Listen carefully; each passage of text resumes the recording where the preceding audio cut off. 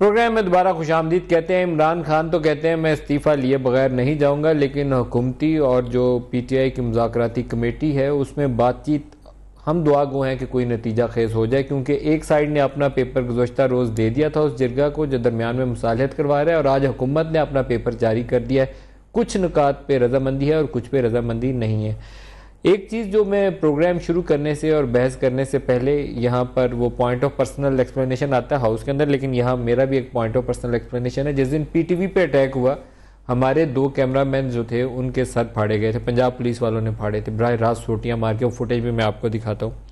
PTV पे attack हुआ तो हमने उनके पीटीवी के डायरेक्टर ऑपरेशंस थे शायद अतर फारूक बुट्टर साहब, इनको हमने लिया और मेरा इनसे सवाल ये था कि वो कैसे पता चला उन सारे लोगों को कि जाके पीटीवी न्यूज़ को ऑफ एयर करके और कैसे पीटीवी होम को वहाँ उन्होंने डाल दिया। और वहाँ पर सिक्योरिटी होती है। मैं इतने साल पीटीवी में जाता रहा हूँ, मैं कभी उनका एम्प्लॉय नहीं रहा, द न्यूज़ के साथ था मैं, लेकिन प्रोग्राम करने जाता था, न्यूज़ नाइट, न्यूज़ मॉर्निंग।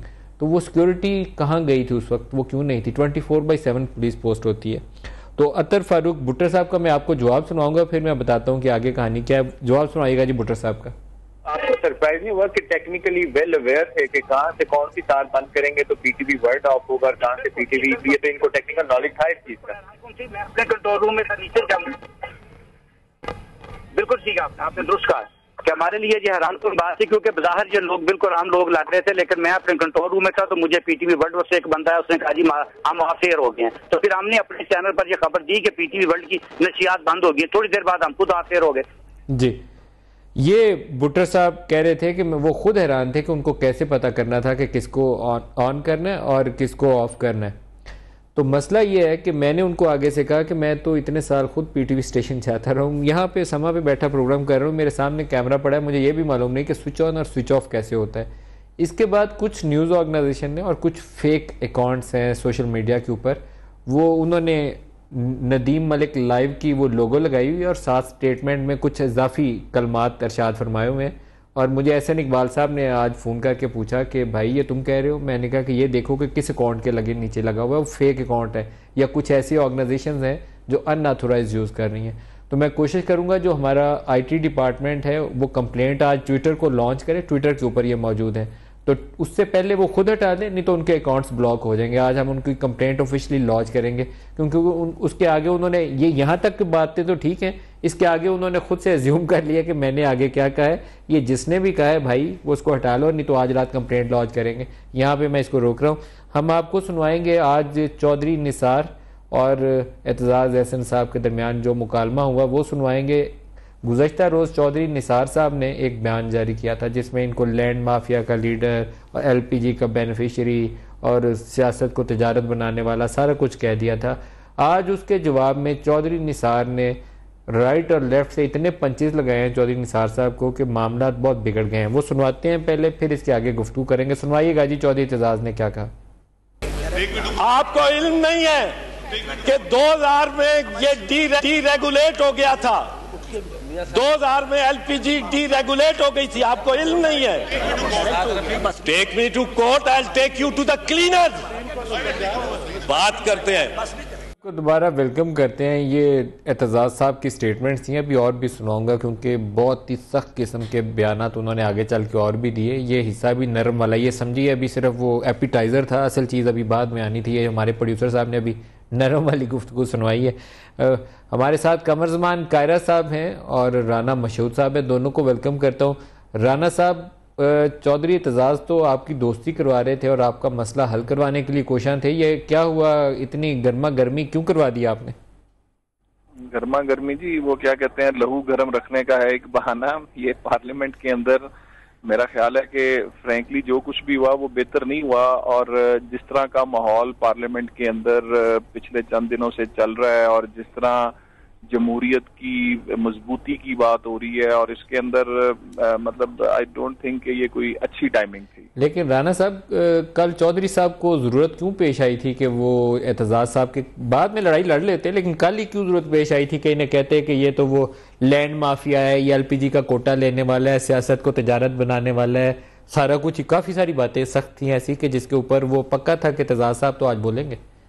अच्छा, पहली बात तो ये है कि इसकी तो जो है वो चौधरी निसार साहब खुद ही बता सकते हैं इसके ऊपर, और जब वो होते तो वो ज्यादा अच्छी बात करते। लेकिन एक चीज मैं ये भी कहूंगा कि हो सकता है कि मैं फ्रैंकली इसको देखता रहा हूं और ये सारा इसको हम बल्कि असेस भी करते रहे हैं, थोड़ा बहुत सियाको सबाक से हट के भी। और उस वक्त जो बात है, मेरा ख्याल है कि इस वक्त कोशिश इस अमर की होनी चाहिए कि मामलात जिस तरफ चल रहे हैं और जो मुल्की सलामती के मैटर्स हैं और जहां पर पाकिस्तान की बेहतरी के मैटर्स हैं, उनके ऊपर बात होनी चाहिए। और ये वाले इश्यूज जो हैं, पार्लियामेंटेरियंस जो हैं, इनके आपस के अंदर कायरा साहब मुझसे ज्यादा बेहतर अच्छे तौर पर इसको एक्सप्लेन कर सकेंगे कि आपस में इश्यूज होते भी हैं और ये फ्लोर ऑफ दी हाउस काफी सख्त बातें भी होती हैं, लेकिन उसके बाद फिर जो कैफेटेरिया है वहां पर बैठकर मतलब सुलहें भी होती हैं और ये इन चीजों को एक्सप्लेन भी किया जाता है। कोई एक्सप्लेन नहीं हुआ, कोई सुलह नहीं हुई। प्राइम मिनिस्टर से बड़ी कोशिश की उन्होंने समझाने की, बाद में चौधरी निसार को वो बहुत खफा है और कल प्रेस कॉन्फ्रेंस करेंगे। हमें पता है जी, वो सारा मतलब उसके अंदर ये है कि इंशाल्लाह ताला, लेकिन इसमें से बेहतरी निकलेगी और we are very hopeful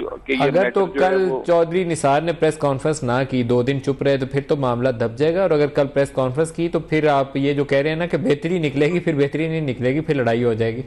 Malik साहब माशाल्लाह आप बड़े सीजन्ड मैं समझता हूँ जर्नलिस्ट हैं, और हमें कोशिश यही करनी चाहिए कि इस वक्त आप देखें कि पाकिस्तान किस सिमत में जा रहा है, पाकिस्तान की मईशत किस सिमत में जा रही है, पाकिस्तान के हालात किस सिमत में जा रहे हैं। और इसके अंदर चौधरी निसार साहब जो है, उनकी सारी उम्र जो है इस जमहूरियत के लिए उनकी एक बड़ी सेक्रीफाइस है, उनका एक बड़ा किरदार है। तो मैं समझता हूँ कि जो कुछ भी हुआ आइंदा आने वाले जो दिनों में बेहतर होगा इंशाल्लाह ताला। कमरजमान कायरा साहब से पूछते हैं। कायरा साहब आप फरमाइएगा, चौधरी साहब ने आज तो मेरे ख्याल में कुछ छोड़ा ही नहीं, मैं तो कहता हूँ परखचे उड़ाने वाली तकरीर थी, पहले इब्तदाई लफ्ज से लेकर आखिरी लफ्ज तक बहुत गुस्सा था चौधरी साहब। जी मलिक साहब गुजारिश है कि चौधरी साहब की स्पीच यकीनन आज खासी तल्ख थी, खासे सख्त अल्फाज, जो उनका नाअमल टीम का वतीरा नहीं है।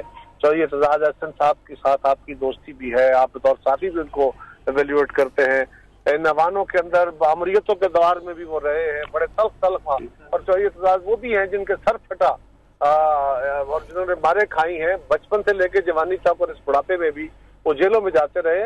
उनके ऊपर उनका ये लहजा, ये स्टाइल नहीं है, लेकिन आउट ऑफ ब्लू बिला किसी मुझे समझ नहीं आ रही कि चौधरी साहब आखिर किस बात से नाराज हो गए। चौधरी एतजाज की पीपल्स पार्टी का इतना बड़ा क्या गुनाह है कि क्या हमने इस निजाम को बचाने के लिए, इस डेमोक्रेटिक प्रोसेस को बचाने के लिए गवर्नमेंट का साथ दिया है, पार्लियामान में खड़े हुए इनके साथ, और ये जो एक यलगार थी उसको डिफ्लेक्ट किया है। क्या ये हमारी गलती है? वो हमें गलती की सजा दे रहे हैं। जो चौधरी साहब ने अपनी ओपनिंग स्पीच की थी, अगर उसके अंदर देखा जाए तो चौधरी साहब ने अगर कुछ बातें की थी तो वो पीपल्स पार्टी के साथ होने वाले ओवरऑल पिछले 30 सालों का वो एक मुकदमा था जो उन्होंने वजीर आजम साहब को सुनाया, वो चौधरी साहब को नहीं सुनाया। और उन्होंने अगर फर्ज करें नंदीपुर का जिक्र किया तो नंदीपुर का जिक्र क्या रोज हम एक दूसरे पे इल्जाम नहीं लगाते? करप्शन के इल्जाम ये हम पे लगाते हैं, हम इन पे लगाते हैं, कोई प्रूफ है इनके पास? हमने भी सुने, आपने भी सुने, लगते रहते, आपके प्रोग्रामों में इल्जाम लग जाते हैं। उसके ऊपर चौधरी साहब का परसों मीटिंग में रिएक्ट करना, कल पहले मीटिंग में उन्होंने रिएक्ट किया ना बड़ा, जिसका जिक्र वजीर आजम साहब ने किया है। लेकिन मैं एक और गुजारिश करूं कि चौधरी साहब को एक और प्रॉब्लम भी है, वो सेनेटर्स के साथ उनका रवैया वैसे बड़ा तौहीन-आमेज है। जो वजीर दाखिला ये कहता है कि मैं सेनेट में जाऊंगा ही नहीं और मैं सेनेट का बायकॉट करता हूं, उनके लिए सेनेट के मेहमान का कितना इज्जत और तौकीर होगी ये आप खुद जानते हैं। और चौधरी साहब के साथ, क्योंकि चौधरी साहब उन लोगों में शामिल थे जिन्होंने बहरहाल अपने इदारे, अपने पाकिस्तान का मुंतखब ऐवान बाला है, वो उस ऐवान बाला की तौकीर के लिए ये भी क्या कि जी अगर वजीर दाखिला अपने रवैये पे माफी नहीं मांगेंगे और अपनी करेक्शन नहीं करेंगे तो हम ऐवान में नहीं जाएंगे और बाहर ऐवान लगते रहे। तो जो असेंबली के सीढ़ियों पे ऐवान में बाला लगा उसकी जिम्मेदारी चौधरी साहब की है ना। दुरुस्त है। अच्छा, मैं जनरल मोइनुद्दीन हैदर साहब भी साथ आ रहे हैं, एक दो मिलिट्री के हवाले थे, मैं जनरल मोइन साहब आपसे उसकी वजाहत चाहूंगा। एक तो ये फरमाइएगा कि चौधरी साहब ने 3 जगह पर फौज का और चौधरी निसार साहब का हवाला दिया, तीनों का बारी बारी मैं आपसे पूछ लूं पहले, फिर आज की सिचुएशन पे आपका एनालिसिस लूंगा। पहला लास्ट वाले से स्टार्ट करते हैं कि जनरल ज़ियाउद्दीन भट्ट को बैज लगाए जा रहे थे, ब्रिगेडियर तिरमिजी को कहा इंतजामी कंट्रोल संभालने के लिए, तो उन्होंने कहा नोटिफिकेशन आएगा तो एक्ट करूंगा। उस वक्त सेक्रेटरी डिफेंस कौन थे? जनरल इफ्तिखार थे, उनके भाई चौधरी निसार अली खान के बड़े भाई चौधरी इफ्तिखार उस वक्त सेक्रेटरी डिफेंस थे। जी हाँ। तो उन्होंने नोटिफिकेशन क्यों नहीं किया? बस वो नोटिफिकेशन मेरे ख्याल से वो उसको डिले कर रहे थे, बिकॉज जिन हालात में वो नोटिफिकेशन हो रहा था वो बड़े तशवीशनाक किस्म के हालात थे कि आर्मी चीफ को जिस तरीके से बनाया जा रहा था और कोई जो नॉर्मल प्रोसीजर होता है उसको हटके, तो वो मेरा ख्याल था उनको मालूम था इससे बहुत पेचीदगियां पैदा हो जाएंगी, इसलिए वो डिले कर रहे होंगे। आपका ख्याल है कि चौधरी इफ्तिखार ने उस वक्त अच्छी समझदारी का सबूत दिया? मेरे ख्याल से तो समझदारी का अपनी तरफ से सबूत दिया। बाद में जो नोटिफिकेशन जब हो कर भी दिया था उन्होंने, जब उनको हुक्म दिया गया तो इस मामले में आज चौधरी निसार साहब इस पे बहुत गुस्सा हुए। दूसरा एक जो उनका जिक्र आता है वो है जनरल परवेज मुशर्रफ को तरक्की देने के मौके के ऊपर चौधरी निसार अली खान ने तजवीज़ किया था कि जनरल मुशर्रफ साहब को आप तरक्की दे दीजिए, क्योंकि उनका ख्याल ये था कि ये शायद मार्शल नहीं लगाएंगे, जनरल अली कुल्ली आ गए या कोई और आ गया तो मार्शल लगा देंगे। क्या ऐसी सिचुएशन थी? जी नहीं, जनरल अली कुल्ली का तो ऐसा रेपुटेशन नहीं था तो मार्शल लगाएंगे, लेकिन उनका वो काफी उनके पॉलिटिकल कनेक्शंस थे फैमिली के, तो ये वजूहत हो सकती हैं। और ये फैसला तो आखिर में नवाज शरीफ साहब ने किया और काफी कंसल्टेशन की और शहबाज शरीफ और सब लोग इस फैसले में शरीक थे मेरे ख्याल में, जो उन्होंने फैसला किया। तो निसार साहब होंगे, लेकिन और भी लोग इसके फैसले में ये वो अब्बा जी के पास मियाँ साहब के जो थे उनके पास वो भी शामिल जी बैठक उनके पास लगा करती थी, तो चौधरी निसार साहब जो थे वो इनके तजवीज़ कुनिंदा थे कि इनको बना दिया जाए। और भी बहुत लोग तजवीज़ कुनिंदा थे, खुद भी उनका दिल उस तरफ ही था कि ये थॉट के उनको कोई पॉलिटिकल कनेक्शन नहीं है और उर्दू स्पीकिंग उनकी बहुत फॉलोइंग भी नहीं होगी फौज में। हाँ, यही कहा जाता था, ये भी ख्याल होगा। मैं जान के ये बोलना नहीं था चाह रहा कि इससे थोड़ी तअस्सुब की बू आएगी, ये भी कहा जाता था, मैंने जान के ये अवॉइड किया। लेकिन जो बात है सो है हकीकत की। हाँ, अच्छा एक और चीज पूछ लूं, प्रोड्यूसर साहब अपनी ब्रेक अभी जरा कंट्रोल रखिए। एक और पूछ लूं आपसे, मियाँ साहब जब से प्राइम मिनिस्टर बने जनरल वहीद काकड़ से बन नहीं थी पाई, उन्होंने जनरल गुलाम इसहाक खान और इनको दोनों को रुखसत कर दिया था। जनरल आसिफ नवाज की वफात हो गई, नहीं तो वो कहा जाता था मार्शल लगाने की तैयारी में है। जनरल जहांगीर करामत को इन्होंने छुट्टी करवा दी थी और जनरल परवेज मुशर्रफ ने मार्शल लगा दिया था, और अब जिनको बनाया है उनके साथ कोई सलूक कुछ इस किस्म का है कि वहाँ से भी खबरें कुछ अच्छी नहीं आती। वो ये तो नहीं कोई मैं कह रहा कि वो कोई आके उठ के इनको छुट्टी करवाने लगे हैं, लेकिन नाराजगियाँ और दूरियाँ पैदा हो गई फ़ौरन ही। क्या हो रहा है, क्यों, वाई एवरी टाइम? जी हाँ, बात यह है कि जनरल वाहिद शरीफ बहुत प्रोफेशनल सोल्जर हैं, उनकी फैमिली बैकग्राउंड ही पूरी प्रोफेशनल सोल्जर्स के बाप से लेकर इस वक्त जिस काम में वो मसरूफ हैं, जो अहम तरीन काम है मुल्क को दहशत गर्दों से पाक करना, जिसमें बहुत शहादतें हो रही हैं और एक मजबूत फैसला हुआ है जिसके ऊपर वो कारबंद है। साथ ही साथ फ्लड्स आए तो फौज वहां भी डिप्लॉय हो रही है, तो वो अपने काम से लगे हुए हैं। देखिए बात यह है कि सिविल मिलिट्री रिलेशन में स्ट्रेन तो है, और एक इंसान अगर वो चाहता है कि सब अदारों के ऊपर वो अपना जो है वो हासिल करे एसेंडेंसी, तो कुछ कौम की खिदमत करनी पड़ती है, मुल्क की खिदमत करनी पड़ती है, वो गवर्नेंस बेहतर करनी पड़ती है, लोगों को मुतमईन करना पड़ता है। तो अब जो असेंबली में हमें बहुत अच्छी उम्मीदें पैदा हुई थी 2 दिन की स्पीचेस से, ये बहुत जमहूरियत को बचाया जा रहा है, तो तीसरे दिन चौथे दिन जो ये काम शुरू हो गया आपस में, वही काम बेगन जो पहले से होता चला है, तो कौम तो इससे ज्यादा मायूस होगी। असली चीज जो है फौज से खतरा नहीं है, खतरा जो है वो अपनी गवर्नेंस से है। मैं ये दुरुस्त है इस पर जब लोग सुन रहे हैं ताहिर कादरी साहब को, इमरान खान साहब से अग्री ना करें, उनके तौर तरीके से अग्री नहीं करते अक्सर लोग, लेकिन बात तो ये मसले तो पाकिस्तान में बहुत है। मियाँ साहब को फौज से ज्यादा अपना हिस्सा नहीं डाल रही है। मियाँ साहब को फौज से ज्यादा अपने तर्ज हुकूमत से खतरा है। ये बात आपकी जो है ना, ये बड़ी वजनी बात है। मैं एक ब्रेक ले लूँ इसी नुक्ते पे, ब्रेक से वापस आते हैं तो और गुफ्तगू हमारे साथ रहिएगा।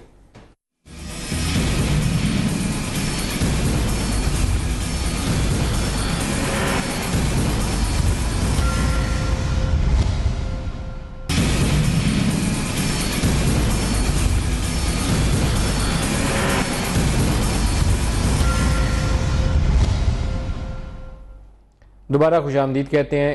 कायरा साहब हमारे साथ तशरीफ़ ला चुके हैं। पहले हम इन पे फ़ोन से बात कर रहे थे, अब कमर ज़मान कायरा साहब हमारे पास बैठे हैं। कायरा साहब, एक तो मैं आपको पहले अप्रिसिएशन दूंगा कि हम आपको प्रोग्रामों में अर्ज करते थे कि कायरा साहब यहाँ बातें करते हैं, आप पॉलिटिशियन हैं, जाइए जाके इन लोगों को समझाइए, और आपने जाके वाकई कोशिशें की। अब पता नहीं वो नतीजा खेज होती है नहीं, लेकिन आपने अपने हिस्से का जो कोशिश थी वो डाली उसमें। आज हुकूमती डॉक्यूमेंट भी आ गया है, अपोजिशन का डॉक्यूमेंट भी है। आपको लगता है कि आज कुछ पेशरफ्त होगी? नहीं होगी। इसलिए मलिक साहब के वो जो असल वजह है वो है नीयत। आपको याद होगा किसकी नीयत खराब है? गवर्नमेंट की, हुकूमत की खराब। गवर्नमेंट इस वक्त ये समझ, देखिए दूसरी तरफ जिद है, वजीर आजम के इस्तीफे के ऊपर जिद है, और वो जिद भी नामुनासिब है। ये कहना कि जी 1 महीने का इस्तीफा हो जाए, ये कहना कि 1 महीने के लिए छुट्टी पे चले जाए। कॉन्स्टिट्यूशनली प्राइम मिनिस्टर छुट्टी पे जा सकता ही नहीं। प्रेसिडेंट छुट्टी पे जा सकता है, प्राइम मिनिस्टर नहीं जा सकता। प्राइम मिनिस्टर दुनिया में जहां जाएगा, जिस हैसियत में भी होगा, जिस कैफियत में भी होगा, he will be the prime minister. Government की नीयत आपको क्यों खराब लगती है? गवर्नमेंट की नीयत मुझे इसलिए खराब लगती है डॉक्टर साहब के गवर्नमेंट डिलेइंग टैक्टिक्स इस्तेमाल कर रही है। 3 हफ्ते हो गए, अभी समझ नहीं आई। कह रहे थे कि हमने 5 उनके पॉइंट मान लिए हैं, और आज आपके सामने दोनों ड्राफ्ट पड़े हैं। और दोनों पढ़ नहीं है मैंने सारे। दोनों कहां खड़े हैं, उनमें कितना बड़ा डिफरेंस है, कौन से मान लिए हैं? कुछ 1-2 नुकात पे ठीक है कि करीब हैं, देखिए ना, लेकिन करीब होना, कंट्रोवर्शियल इश्यूज जो जुडिशियल कमीशन की TORs हैं वो तो बिल्कुल ही अपोजिट डायरेक्शन में। इमरान खान की सारी तहरीक के 2 हिस्से हैं, एक वजीर आजम का इस्तीफा है, एक उससे पहले की तहरीक है। यहां आके इससे पहले वजीर आजम का इस्तीफा उनका मुतालबा नहीं था। क्या था? इलेक्शन प्रोब करो और अगले इलेक्शन के लिए बेहतर लेजिस्लेशन करो, बेहतर सिस्टम बनाओ। पहले इब्तिदाई मुतालबा तो यही था, 4 नशिस्तें यही आए ना जी, 4 नशिस्तें। उसके बाद उन्होंने सारा इलेक्शन पे भी आ गए, लेकिन वजीर आजम के इस्तीफे पे बाद में आए। सो सवाल यह है कि उनके लिए जो कमीशन बना, आपको याद होगा मैंने आपके प्रोग्राम में यही बैठे कहा था, मलिक साहब मुझे गवर्नमेंट की नीयत ठीक नहीं लगती। आज भी आपको ठीक नहीं लगती? मैं इसलिए कह रहा हूं कि देखें ना, अब आपके सामने टीवास पड़े हैं। वो उन्होंने कानूनी शहादत अंदर डाल दिया, कानूनी शहादत डाल दिया है। इसका मकसद ये है, वो कहते हैं कि हम इलेक्शन का ऑडिट नहीं करेंगे, हम सब्सटेंशियल रिगिंग का लफ्ज इस्तेमाल नहीं करते, हम इंस्टीट्यूशनल रिगिंग, इंस्टीट्यूशनल अरेंजमेंट अगर हुआ है रिगिंग का। और भाई सिंपल बात है कि अगर वजीर आजम साहब की जमात ने 100 मिसाल के तौर पे जनरल इलेक्शन में 130 सीटें ली, और अगर 50, 60, 70 सीटों का ऑडिट होता है, पता चलता है कि ये सीटें मुस्लिम लीग हार सकती थी। पीटीआई ने 30 सीटें मुतालबा की हैं अपने पेपर में, सिर्फ 30। अगर वो 30 सीटों पे हो जाता है। शेख रशीद साहब हमें ज्वाइन कर रहे हैं, उन्हें भी गुफ्तगू में शामिल कर रहे हैं। शेख रशीद अहमद साहब, बहुत शुक्रिया, आप हमारे साथ शामिल हो रहे हैं। आज आपका पेपर भी हमारे सामने और हुकूमत का जवाब भी हमारे सामने है। कुछ उम्मीद है कि एग्रीमेंट हो जाएगा या कुछ नहीं होगा? मैं खान साहब के पास ही बैठा हूँ, कुछ नहीं होगा जी, ऐसे ये टाइम जाया कर रहे हैं। तो विदाउट रेजिग्नेशन इमरान खान नहीं जाएगा यहाँ। तो रेजिग्नेशन तो वो कहते हैं देंगे नहीं, आउट ऑफ क्वेश्चन वो कहते हैं, रेजिग्नेशन नहीं देंगे। ठीक है, फिर ये बैठे हैं यहाँ पे। कब तक ये बैठे हैं? जब तक बैठ सके, अल्लाह को पता है, लेकिन ये नहीं उठते अभी तक। इस वक्त तो मैं उनके सामने ही अर्ज कर रहा हूँ, बाकी पता नहीं कब तक ये। शेख रशीद साहब, लेकिन आज जो असेंबली में हुआ, चौधरी एतजाज एहसन और चौधरी निसार, उससे आपको लगा नहीं कि हुकूमत पार्लियामेंट के अंदर में 2 दिन बहुत स्ट्रांग हो गई थी, आपकी पोजीशन कमजोर हो गई थी, लेकिन आज तो उनकी पार्टी अंदर से कमजोर हो गई? पीछे ये सारी पार्लियामेंट 1 साइडेड हो चुकी है, और वो लोग जो कि मसाइल ज्यादा लोग हैं, जो कि मुतासरा लोग हैं, जो कि लोड शेडिंग से, बेरोजगारी से, बिजली से, इस सारी मिस गवर्नेंस से मुतासर हैं, वो सारी दूसरी तरफ हो गए। अच्छा हो गया ये सारे इकट्ठे हो जाएं। लेकिन अगर आप ये समझते हैं कि ये पार्लियामेंट, पहले अब देखें ना, फजलुर रहमान साहब को तो 4 वजारतें हैं, तो वो नवाज शरीफ ही हुआ ना। अचकजई साहब का भी यही हाल है, वो नवाज शरीफ ही हुआ, और कौन है पीछे? पीपल्स पार्टी के बारे में क्या कहेंगे? पीपल्स पार्टी, आसफ जरदारी साहब अभी बैठे तो हैं जी, अभी वो वेट एंड सी की पोजीशन में है। कायरा साहब मेरे भाई हैं, सुना है आपके पास बैठे हैं, मैं तो देख नहीं सक रहा। जी शेख साहब, अस्सलाम वालेकुम। पास बैठे, आपको सलाम कह रहे हैं। वालेकुम वालेकुम अस्सलाम, वालेकुम अस्सलाम। सो द थिंग्स इज, मैं तो अभी टोटल। और आपके दोस्त अल्ताफ हुसैन साहब? अल्ताफ हुसैन साहब भी वेट एंड सी की पोजीशन में ही होंगे जी अभी कुछ दिन और। तो फिर आप कितने दिन वेट एंड सी करेंगे? मैं इधर बाहर, मैं कह कोई नहीं सकता। अवामी मुस्लिम लीग क्योंकि हमारा इत्तेहाद है इमरान खान साहब के पास, मैं तो इमरान खान में कोई लचक नहीं देख रहा जी। दुनिया जो मर्जी देख रही हो, मैं तो हुकूमत कहती है आपकी वजह से चाइनीज प्रेसिडेंट का विजिट कैंसिल होने जा रहा है। ये तो आपको भी पता है, ये ज्यादती वाली बात है। चाइनीज प्रेसिडेंट के बारे में कहा था कि आप आए तो सही, अभी पता नहीं फाइनल आप कंफर्म कर रहे हैं कल तक तो आप कह रहे थे अभी फाइनल नहीं, अभी ऑफिशियली कैंसिल नहीं हुआ, अभी दरमियान में लटका हुआ है। हुकूमत कोशिश कर रही है लेकिन शेड्यूल फाइनल नहीं है। चाइनीज को हमने पैगाम पहुंचाया, जनाब तारीखी इस्तकबाल करेंगे। मैंने आज सुप्रीम कोर्ट में बयान दिया है on behalf of Imran Khan कि जौन सा रोड कहेंगे खाली कर देंगे जितने दिन जिस तरफ उन्होंने इस्लामाबाद आना हो। तो शेख रशीद साहब, आप इमरान खान से ये वेलकमिंग स्टेटमेंट बराह रास्त दिलवा दीजिए। मैं अभी टीवी पे सुनवाता हूँ कि इमरान खान कहें कि मैं चाइनीज प्रेसिडेंट को वेलकम करूंगा, कोई थ्रेट नहीं होगा, हमारे लोग उनको फूल नहीं छाप कह चुके हैं, ऑलरेडी कल कह चुके हैं पब्लिकली। आप अपना समा की पिछली देख दोबारा उनसे कहलवा दीजिए, क्योंकि हमें चाइनीज प्रेसिडेंट का विजिट चाहिए। आप उन्हें मैसेज दीजिए कि वो दोबारा बोलें ताकि वो हमारे दोस्त हैं। मैसेज पहुंचाया, ऑलरेडी उन्होंने कह दिया है कि वो खुद इस्तकबाल करेंगे। ये अच्छी बात है। तो एक चीज और बता दें, फिर मैं आपको खुदा हाफिज कर दूंगा। ये बता दें कि मामला किसी इंजाम पर पहुंचेंगे, लोग थक गए हैं शेख साहब, और हमें खतरा लग रहा है कि कोई और लड़ाई बड़ी ना खुल जाए। देखें, ये जो आज लड़ाई खुली है ये तो इनकी अपनी की लड़ाई है ना, इसमें तो हमारा कोई दखल नहीं है। जो मुज़ाकरात के वो कागज बना रहे हैं वो तो फजूल कागज बना रहे हैं। मैं किसी और को नहीं जानता, मलिक साहब, नदीम साहब, I have a concern with Imran Khan. मैं उसी के साथ मेरा तल्लक है। मुझे पार्टी की उनके पेपर, उनके वाकयात, उनके मज़ाकरात, उसका कोई इल्म नहीं। मैं इमरान खान को जानता हूं, वो रेजिग्नेशन के बगैर इस घड़ी तक, इस सेकंड पहले तक वो नहीं जाएगा यहां से जब तक इस्तीफे का मसला हल नहीं होता। और अगर नवाज शरीफ खड़े होकर वहां ये ऐलान कर दें कि जुडिशियल कमीशन जैसा पीटीआई चाहती है वैसा बना देते हैं और अगर उसमें रिगिंग साबित होगी तो मैं इस्तीफा दे दूंगा, तो फिर वो काफी होगा? सर काश आप उनके डॉक्यूमेंट देखें, अभी वहां बैठे हुए हैं। वो मैंने उनके डॉक्यूमेंट्स में अभी डंडी मारी हुई है उन्होंने, वो थोड़ा ठीक करने की जरूरत है। लेकिन अगर वो ये कह दें एलानिया पब्लिकली, आपको कह दें, आप उनकी पार्टी से पूछें। मैं अवामी मुस्लिम लीग को हेड करता हूं। इमरान खान तीखी हद तक मैं ये कह सकता हूं कि रेजिग्नेशन के बगैर नहीं जाएगा, मुज़ाकरात में कुछ नहीं निकलेगा। चले, बहुत शुक्रिया शेख रशीद अहमद साहब। वापस आते हैं जी कायरा साहब। रेजिग्नेशन रेजिग्नेशन रेजिग्नेशन, और वो कहते हैं no resignation no resignation no resignation. Nadeem Malik साहब, गवर्नमेंट इस वक्त ना, मुझे लग रहा है कि गवर्नमेंट इंतजार कर रही है। गवर्नमेंट को ये है कि मौसम खराब हो रहा है, ठंड आ गई है, बारिशें होती रही, 150 बंदा मर गया पंजाब और सारा ये कश्मीर वाली साइड पे। और अब इनके असाब शल हो जाएंगे, अब ये थक जाएंगे। लेकिन इसके साथ ही जिस तरह चौधरी साहब ने एक लायानी लड़ाई छेड़ ली है बिला वजह, इसी तरह कल और भी कोई वो काम कर सकते हैं। एक और बहुत बड़ा काम हो गया है। मैं अभी इसहाक डार साहब मेरे साथ थे, IMF ने अपनी ट्रांश रोक ली है क्योंकि हमने कुछ माली और मालियाती अमूर के ऊपर पेशरफ्त करनी थी। ये भाई सामने हमारे दोस्त जो एहतजाज कर रहे हैं, हुकूमत कर नहीं सकी, सियासी दबाव में थी, तो वो ट्रांश हमारी रुक गई है IMF की।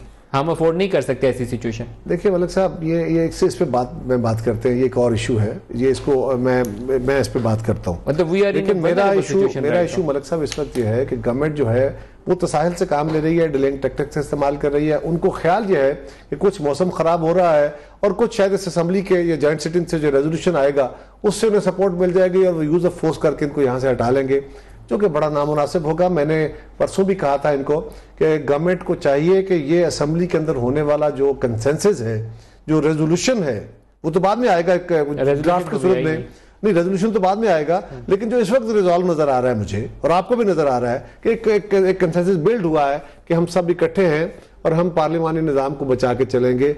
ये अपनी ताकत ना समझ ले, इससे गवर्नमेंट घुमंड में ना आ जाए। ये पार्लिमान की ताकत के लिए है, ये गवर्नमेंट की ताकत के लिए नहीं है। और अगर गवर्नमेंट ने इसको अपनी ताकत समझा तो फिर यही सूरत हाल है। अब सवाल ये है कि हाँ, मैं बिल्कुल इस बात का कायल हूं कि वजीर आजम का जो छुट्टी का कहा गया, छुट्टी हमारे आइन में छुट्टी का तस्वर ही नहीं है। वजीर आजम छुट्टी पे चला जाए, ये पॉसिबल ही नहीं है। नहीं यार, इमरान को नरमी पैदा करनी चाहिए, लेकिन बाकी चीजों को आगे बढ़कर, बाकी चीजों को गवर्नमेंट को आगे बढ़ाना चाहिए। IMF सीरियस इशू है, बहुत सीरियस इशू। चाइनीज प्रेसिडेंट का विजिट कैंसिल होना सीरियस इशू है। इसके अलावा, और मैं समझता हूं मलिक साहब, अगर दोनों तरफ ये मामला समझा जाए तो एक कुछ ऐसे फैक्टर्स क्रिएट हो गए हैं जिससे अमूमी तौर पे होगा क्या कि गवर्नमेंट अब ड्रम बीटिंग करेगी।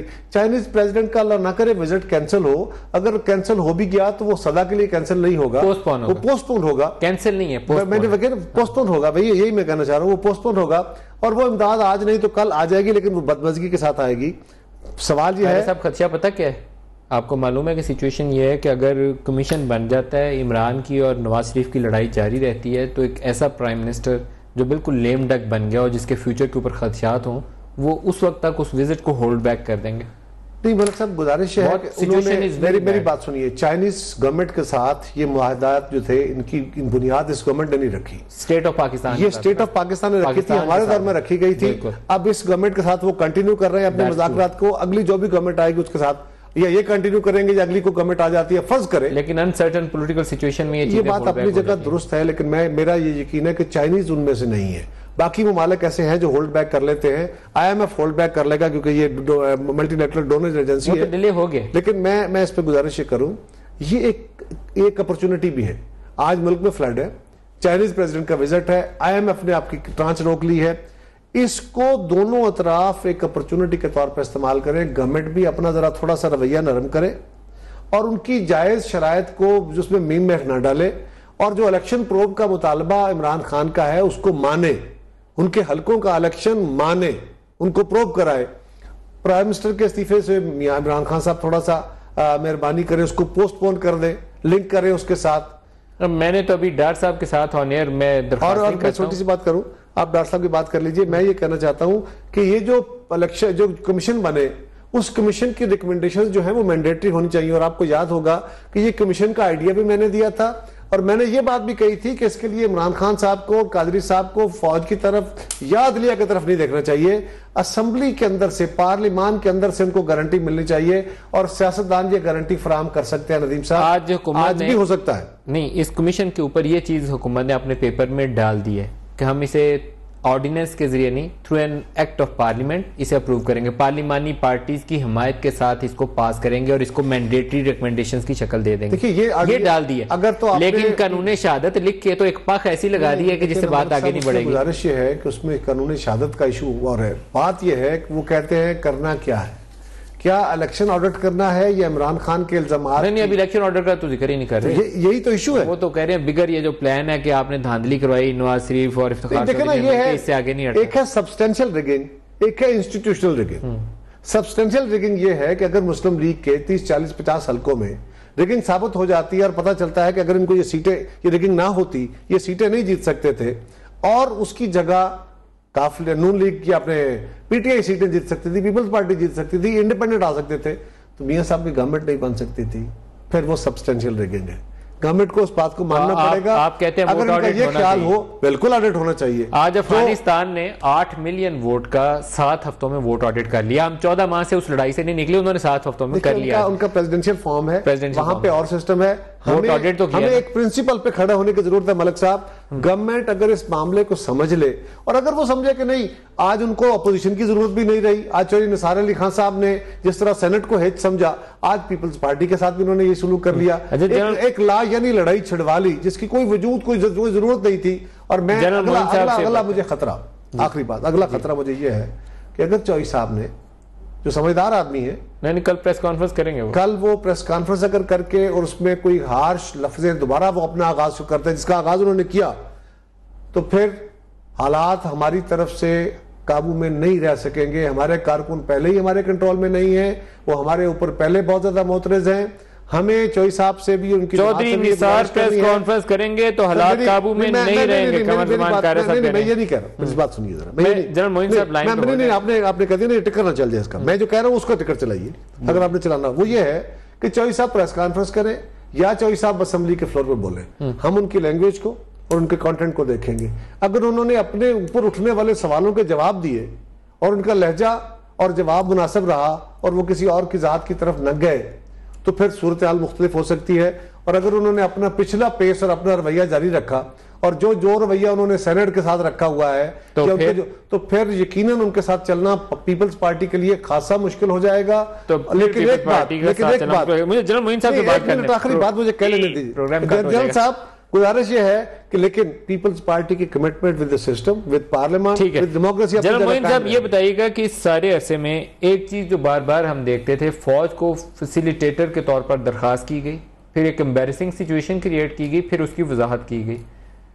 क्या फीलिंग क्या है वहां, वो फौज क्या चाहती है कि ये खुद से रिजॉल्व कर लें, वो दोबारा इनको हेल्प आउट करना चाहेंगे? हम तो जी, जमहूरियत की फतह तो यही है, जमहूरियत का हुस्न यही है कि सियासी लोग बैठ के सियासी मसलों को सियासी तौर पर हल करें। एंड फेलियर जो है पॉलिटिशियंस के या सियासतदानों का कि वो मसले हल ना कर पाए और अपने कंधों से इधर उधर देखें, तो ये जमहूरियत के लिए अच्छा शगुन नहीं है। तो फौज यही एडवाइस दे रही है। लेकिन अगर वो नवाज शरीफ साहब समझते हैं कि फौज को अगर कोई फैसिलिटेटर का रोल दिया जाए उससे कोई अच्छाई पैदा हो सकती है, लोग उनके समझाने से समझ जाएंगे और मुल्क में अमन आ जाएगा, बेहतरी आ जाएगी, तो मैं तो इसमें कोई कबाहत नहीं समझता। लेकिन जो जमहूरियत पसंद पार्लियामेंटेरियंस हैं उनको ये सजेशन पसंद नहीं आती। मैं तो कहता हूँ कोई भी अदारा मोतबर जिस पर लोग उसको तस्लीम करने वो बात। जनरल मोइन साहब उन्होंने कहा कि हमने पहले फैसिलिटेटर के रोल के लिए कहा था, फिर उन्होंने कहा हमने नहीं कहा था, फिर कहा नहीं अल्फाज के चुनाव में गलती वो तो मुझे पता है, वो तो सामने आ गया ना, उससे पानी गदला हो गया। लेकिन मैं तो ये हमेशा से मेरा व्यू ये रहा है कि अगर कोई इसमें अपना हिस्सा डाल सकता है, जो भी हिस्सा डाल सकता है, हाँ ये बात आती है, वो तो कहते ही और है जी। इसमें क्या है, अगर फौज बाहर रह के अरीना से अपने प्रोफेशनल कामों में तवज्जो देते हुए जब ये कर रही है, लड़ाई भी लड़ रही है और फ्लड की ड्यूटीज भी कर रही है, तो साथ में ये भी काम साइड पे कुछ कर दे तो कोई हर्ज तो नहीं है। दुरुस्त है, अगर कोई मदद कर सकती है तो कर दे। जनरल मोइनुद्दीन हैदर साहब बहुत शुक्रिया। कारा साहब ने एक बात कही कि हमारे वर्कर हमारे काबू से बाहर निकल जाएंगे। इमरान खान भी बोल रहे हैं, तारुल काजी भी बोल रहे हैं, मैं वर्कर्स को कंट्रोल नहीं करूंगा। ये बहुत खतरनाक सिचुएशन है जब लीडर अपने मॉब्स को कंट्रोल ना कर सके, अपनी पार्टी के लोगों को। मैं अपने कारकुनों के इस्तेमाल की बात नहीं कर रहा हूँ जी, जो हमारे ऊपर प्रेशर बिल्ड हो रहा है जनरल साहब, आपको अंदाजा नहीं है कितने मुश्किल हालात में आसफ जरदारी साहब नवाज शरीफ के घर गए थे, कितना मुश्किल है चौधरी एतजाज हसन और खुर्शीद शाह के लिए असेंबलियों में खड़े होकर इस हुकूमत को सपोर्ट करना। बिल्कुल आपकी बात सही है, खूब अंदाजा है मुझे। अच्छा, मैं दोनों का शुक्रिया अदा करूंगा, जनरल मोइनुद्दीन हैदर साहब। अगर आपके पास आधा मिनट हो मलिक साहब, आधा मिनट हो तो मैं वन लाइनर। देखिए, गुजारिश यह है कि इस वाक़े को, ये फ्लड्स को और चाइनीज प्रेसिडेंट के विजिट को इस्तेमाल करते हुए दोनों अतराफ अपने रवैये में नरमी पर करके यहां से उठने का सामान पैदा कर सकते हैं। ऑनरेबल सुलह भाई कमरजमान कह रहे साहब बहुत शुक्रिया। यहां से नदीम अली को इजाजत दीजिए, लेकिन समा के साथ रहिएगा। आपको ब्रेकिंग न्यूज और अपडेट सारी रात देते रहेंगे, हमारे साथ रहिएगा। खुदा हाफिज।